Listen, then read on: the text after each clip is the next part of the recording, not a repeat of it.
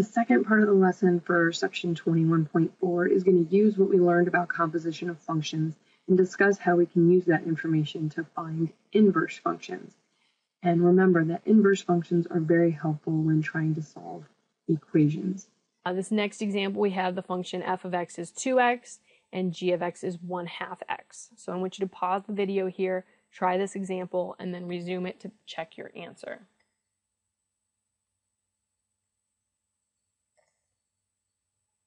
So for this example, you should have found that f of g of x gives you x, and that g of f of x also gives you x. In this case, they are the same. So it does happen, and we'll talk about why here in a second. Let's look at one more example here, example 26, and we've got the exponential function and the natural logarithm function. You should remember these from Tech Math 3. The exponential function is the number approximated by 2.718, this function e, and raised to a variable exponent, and the natural log of x is its opposite or its inverse. So let's look at f of g of x. If we take f of the natural log of x, we end up with e to the natural log of x. And again, if you remember from Tech Math 3, you have e to the natural log of x. This will give you x. And if you have g of f of x, you would have g of e to the x, which is the natural log of e to the x, which again gives you x. And if you need some review of this, please check out the video listed under the course outline for this section. There is a link to review exponential functions and natural log functions, if you've forgotten from Tech Math 3. But this leads us to what we know as the inverse function. The inverse function in math, this is essentially a function, and we're going to put this in quotes because it's not always a function, that reverses another function. You can kind of think about these as being opposite functions, and again, I had to kind of put that in quotes because there are times when the inverse function is not actually a function, and we have to restrict its domain so that it can be considered a function. Another definition that we can use for this is that if we have two functions, f of x and g of x, such that f of g of x equals x, as does g of f of x. So we always have to get back to x for this definition. And the notation that we use for this is f with a -1 exponent on x. Now this notation can be a little confusing for some students. This exponent is not an exponent, it's an inverse symbol. When this -1 is raised up here on a function, it's considered to be an inverse. When it's on a variable or a number, it is considered an exponent, and that's when we deal with reciprocal. But inverse and reciprocal are not the same thing. Again, -1 on a function is inverse, -1 on x or a number is a reciprocal, not the same thing. So if we want to go about the process for finding the inverse of a function, we need to follow these steps. It's pretty straightforward. Exchange all the x and y values and then solve for y.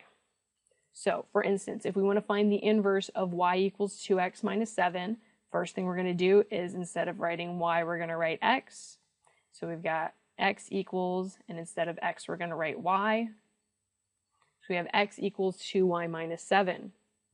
So now if we solve for y, we're going to add that 7 over. So we have x plus 7 equals 2y. Divide by 2, y is equal to x plus 7 over 2. Now if we want to check to make sure that these are inverses, which is always a good thing to do, we can plug one into the other. So for instance, if I take, then we're going to call this one f inverse of x, because y was the original one given. So if we have f inverse of y, that would mean f inverse of y was 2x minus 7. Plug that into what we found. So we've got 2x minus 7 that we're plugging in, plus the 7 that was there, divided by 2. Minus 7 and plus 7 are going to subtract to be 0, so we're left with 2x over 2, or x, which is what we need to get for the definition of the inverse. We also want to check, we want to take y of f inverse of x. So y of f inverse is x plus 7 over 2. So we plug that into the original here. So we have 2 times x plus 7 over 2 minus 7. Well, we've got a 2 divided by 2, which gives us 1. That leaves us with x plus 7 minus 7, or simply x when you end up with 7 minus 7. And so in this case, it does work out. This does check.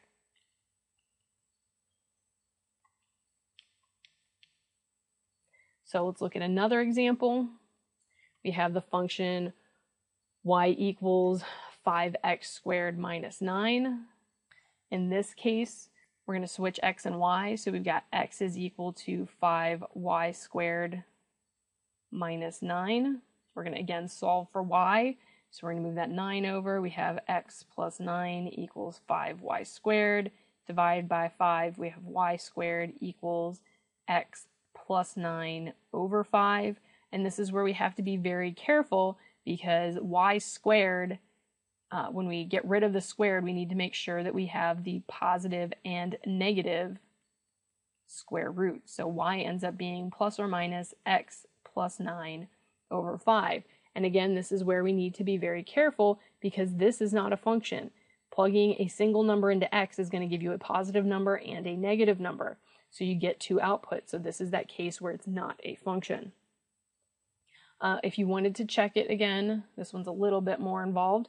You can do, again, this is going to be f inverse of x.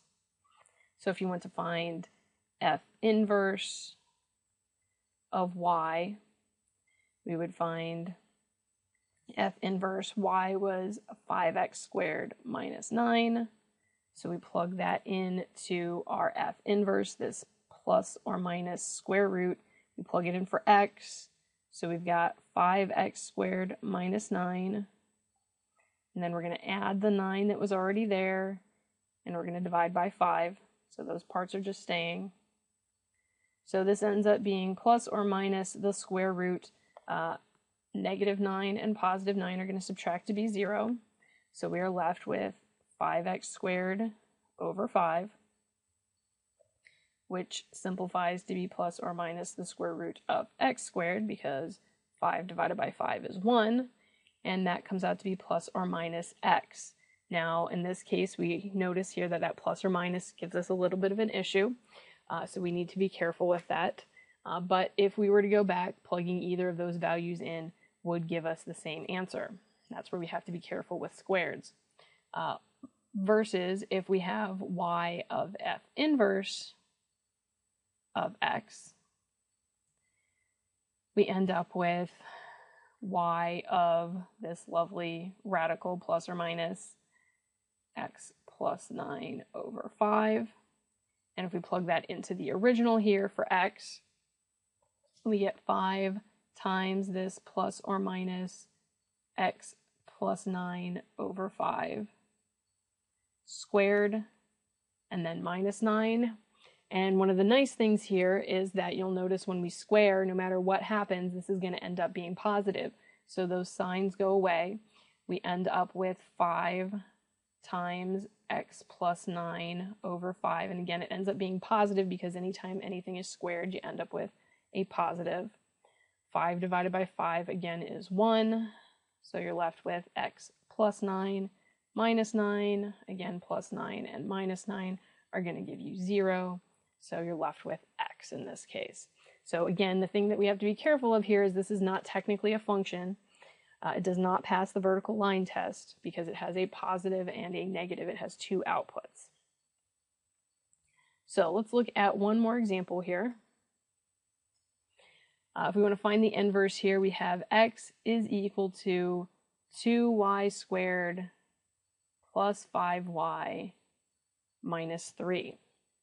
Now this one is a little bit more involved. We're going to need the quadratic formula in this case. So first things first, we have to set this function equal to 0.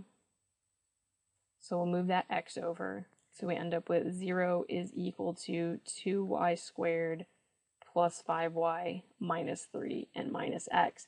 And this minus 3 and minus x are our c. In the quadratic formula, 5 is b and 2 is a.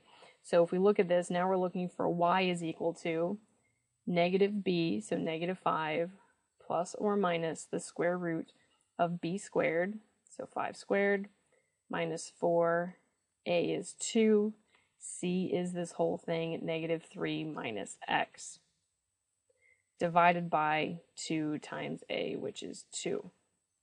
So if we go through and simplify, we get negative 5 plus or minus the square root of 25. If we simplify here, be careful, you got a negative 4 times 2 is 8, and then we need to distribute that to the negative 3 and the negative x. So we get a positive 24 and a positive 8x. And then we are dividing that by 4. Last thing to simplify here, we can add those 25 and 24 together. So we end up with negative 5 plus or minus the square root of 49 plus 8x over 4. And that's as simple as we can get. Yes, 49 is a perfect square, but it is added to 8x. And so we cannot take the square root of 49. This is as simple as the function gets. And this here is our inverse function. Let's look at one more example here. We've got a rational function here. So we are again going to switch things out. Instead of y, we are going to write x. And instead of x, we're going to write y. So we end up with x is equal to y minus 3 over y plus 5. Again, this one is a little bit more involved.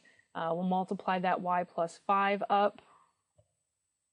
So we get x times y plus 5 is equal to y minus 3.